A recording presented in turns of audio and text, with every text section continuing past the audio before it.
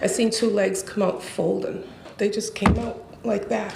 I looked away, thinking that it wasn't real. The Winthrop woman was walking her dog on a Thursday afternoon in June of 2015 when she found a laundry bag containing the body of a little girl, later identified as Bella Bond. Prosecutors say the 37-year-old punched Bella so hard in the stomach, her body bounced on the bed, telling the toddler's mother, "She just died. It was her time. She was a demon." In the summer of 2015, the city of Boston was shaken to its core by an unthinkable act of violence.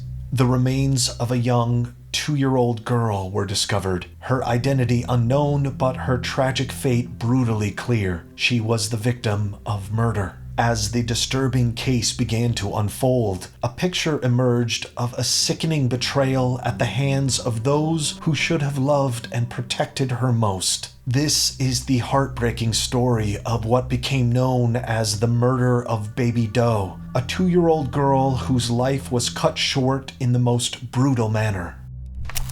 Welcome to Tried and True Crime, where we uncover the darkest crimes from around the world. Today, we're examining the disturbing case that came to be known as the Murder of Baby Doe. Massachusetts built a reputation for safety leading up to 2015, supported by a steady decline in violent and property crime rates since the 1990s. However, this trend varied across cities and towns, with urban centers like Boston experiencing higher crime levels than rural areas. Within cities, factors like poverty and gang activity influenced neighborhood crime rates. Statewide initiatives like community policing improved relations between law enforcement and residents, but Massachusetts was not a crime-free utopia. This reality was illustrated by the tragic case of a poor 2-year-old, revealing the state's underlying issues. The victim was Bella Nevia Amoroso Bond, born on August 6, 2012. For over 2 months after her remains were discovered in late June 2015, she was known only as Baby Doe, an unidentified toddler whose life was tragically cut short. Bella's parents were Joe Amoroso and Rochelle Bond. Though her father had allegedly never met his daughter in person, he spoke with Bella over the phone. By all accounts, she was a well-cared-for child who showed no signs of abuse or neglect during her short life. Bella's aunt described her as a happy, energetic little girl who loved to dance and play. Those who knew her were struck by her warm demeanor and infectious smile that could light up a room. Tragically, that light was extinguished far too soon.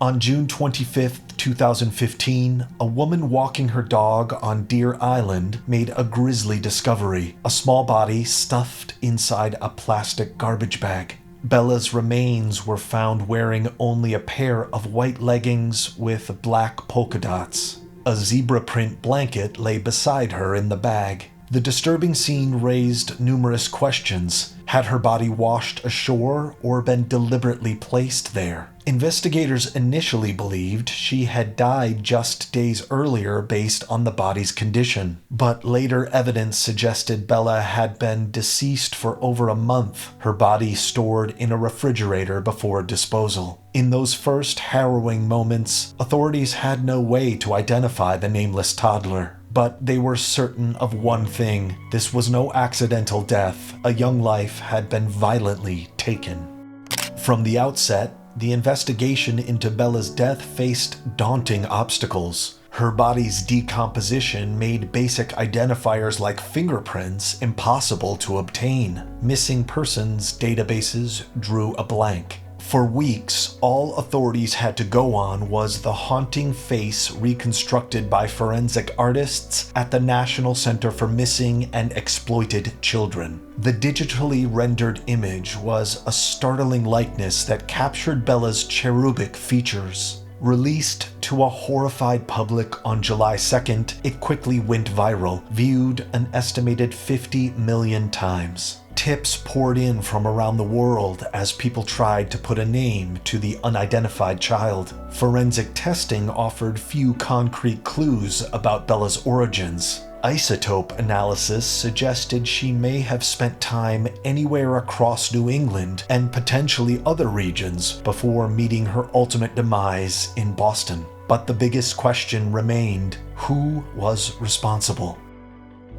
With no clear leads, investigators meticulously examined every shred of potential evidence. The polka dot leggings and zebra blanket offered few clues, only that they were common brands likely purchased at major retailers. Toxicology tests ruled out accidental causes like poisoning or overdose. There were no outward signs of injury, leaving the manner of death undetermined. Had Bella been smothered, beaten, deliberately starved? The open questions fueled rampant public speculation. One by one, potential matches to missing children across the country were eliminated through DNA analysis. 84 billboards featuring Bella's reconstructed image and a plea for information blanketed Massachusetts highways and city streets. The worldwide media attention was unprecedented.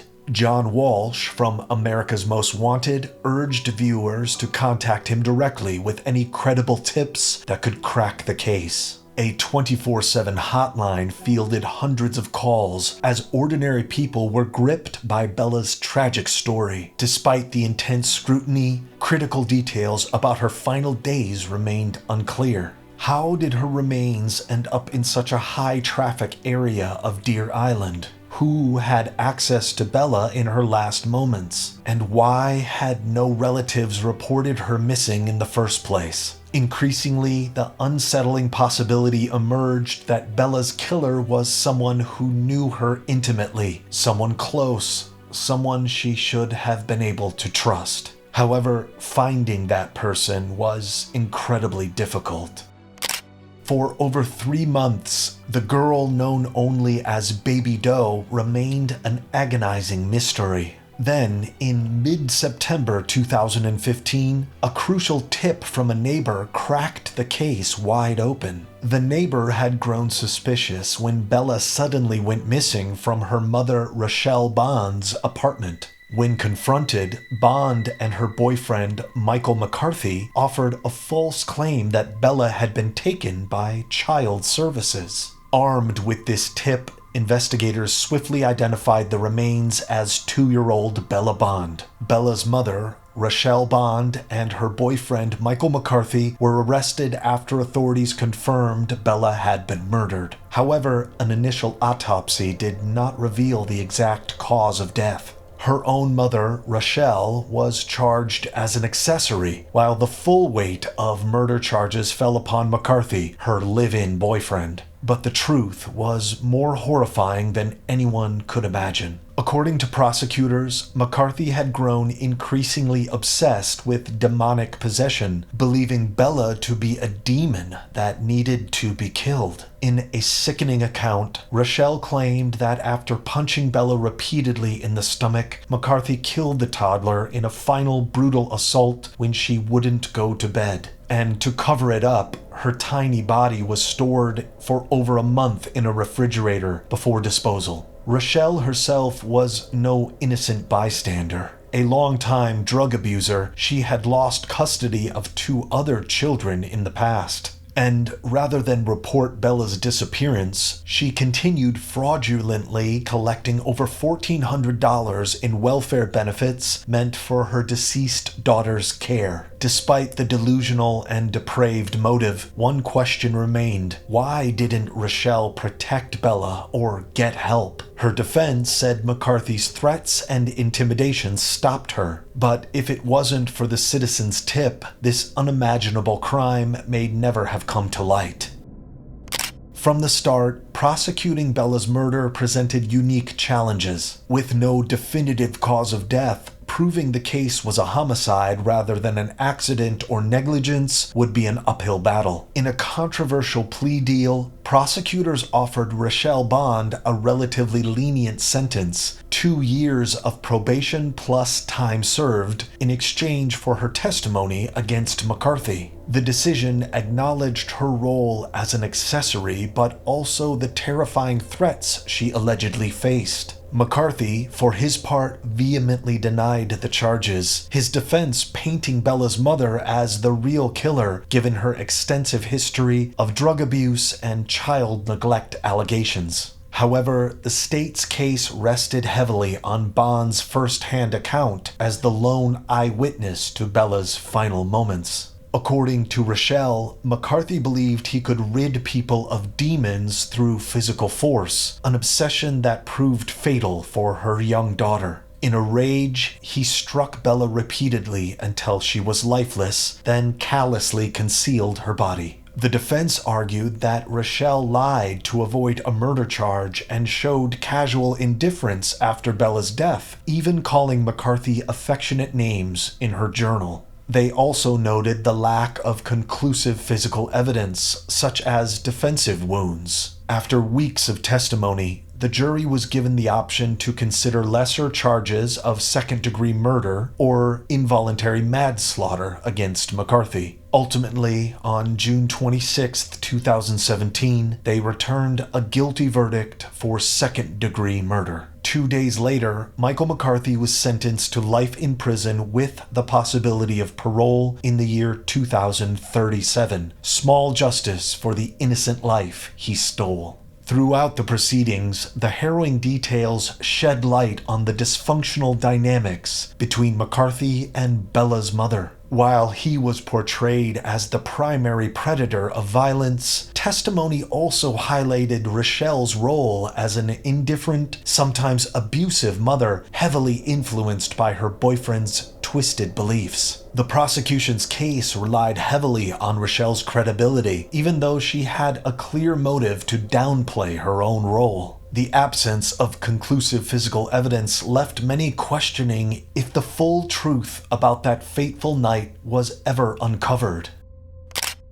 The heinous murder of Bella Bond wasn't just a criminal case. It shed light on profound societal issues of child welfare, domestic violence, and substance abuse. How did repeated warning signs of neglect from Bella's own relatives go unheeded? What more could authorities have done upon investigating the household's turbulent history? The trial exposed glaring lapses in a system designed to protect the most vulnerable. Rochelle Bond's history of drug addiction, criminality, and permanently severed custody of her other children raised serious questions about her fitness as a mother. Yet Bella remained in her care with devastating consequences. The controlling, isolating pattern of abuse described by Rochelle is a common narrative for domestic violence victims who feel powerless to escape. Experts argue more resources are critically needed, from affordable housing to counseling services. Perhaps most disturbingly, the case highlighted the sad reality that thousands of children go missing every year, sometimes falling through the cracks of the system meant to protect them.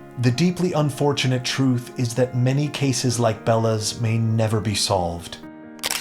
In the aftermath of the trials, Bella's father, Joe Amoroso, was left to grieve his daughter's life and grapple with the shocking revelation of her death at the hands of those closest to her. Amoroso initially stood by Rochelle Bond, believing she could never harm their child. But as the details emerged, he began to doubt how much of her story was actually true. Haunted by the fact that he never got to meet Bella in person, Amoroso made arrangements for her burial at Winthrop Cemetery near other family members. On November 28, 2015, over 5 months after her tragic end, Bella was finally laid to rest. The case sparked immense public outrage and calls for reform to prevent such unthinkable acts against children. Memorials sprung up across Boston where ordinary citizens left teddy bears, flowers, and letters in Bella's honor.